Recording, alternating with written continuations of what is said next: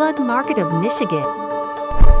Admitted and not admitted, I'm sure most of you are familiar with the difference, but especially here in Michigan, you really don't have any admitted private flood insurance companies yet. Everything's not admitted. The National Flood Insurance Program is neither admitted or not admitted because they have their own program. But it's really important that you understand when it comes to claims and things, with a private company generally, you can't appeal it because it's not admitted. So they don't really give you that claims process. Now, I will say this, from dealing with flood carriers, most of them, if you have an issue with a claim and you go to them, they'll go back and forth, but legally with the state, because of how they're set up, couldn't technically truly appeal the claim. With FEMA, even FEMA has their own claims process where you can appeal it.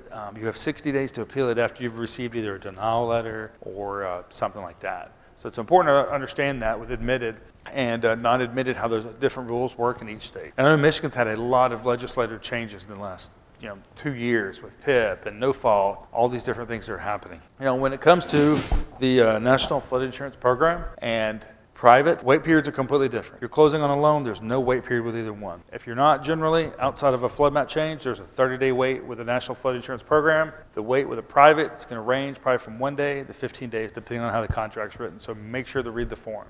Coverage amount is like we've talked about. Private, you can go into the millions on coverages compared to the National Flood Insurance Program. And then the availability based on the risk score. A lot of private companies will base what they want based on the risk score, similar to the one we're using. That's how they're determining their underwriting.